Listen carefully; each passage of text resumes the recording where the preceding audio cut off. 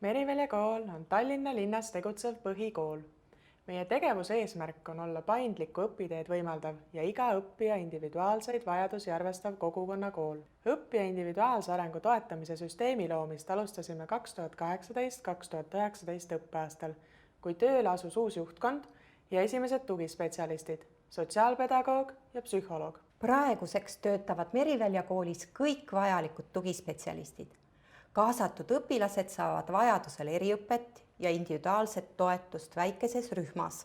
Tööle on rakendatud abiõpetajad, õppetegevuses arvestatakse võimalusel õppijate huvidega. Põhikooli ja gümnaasiumi seaduses sätestatakse, et õpilase individuaalse arengu hindamise tulemused, soovitused, rakendatud tugi ning hinnang nende tulemuslikkuse kohta kantakse õpilase individuaalse arengu jälgimise kaardile. Soovisime, et meie koolis kasutatav individuaalse arengu jälgimise kaart oleks terviklik, kuid paindlik dokument, mis hõlmab õppija toetamise protsessi olulisi etappe ning on kasutatav nii eraldi osade kui ka tervikuna.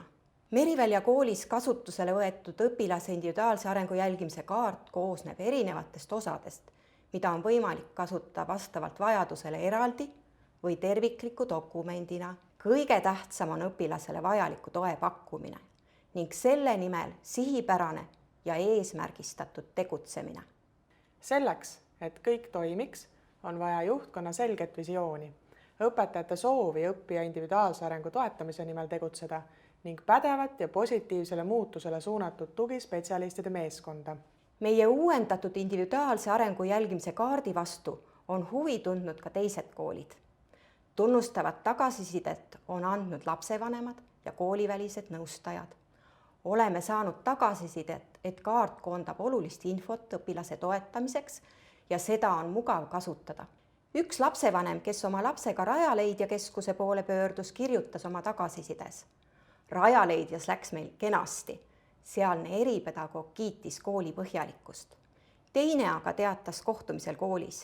Nõustaja oli väga rahul kooli esitatud kokkuvõttega ja lubas küsimuse menetlusse võtta. Muidugi on olnud ka edasiviivat kriitikat ja häid ettepanekuid. Arenguruumi on meil veel küllaga. Järgmise 3 aasta jooksul kavandame oma individuaalse arengu jälgimise kaardi erinevaid osasid kasutada kõikide kooliõpilaste individuaalse arengu toetamisel. Meie lähiaja tegevussuunad on näiteks märkamise osa täiendamine grupipõhiste märkamise vormidega, kaardi kasutamine töös mõnes ainevaldkonnas tublimate või andekate õpilastega.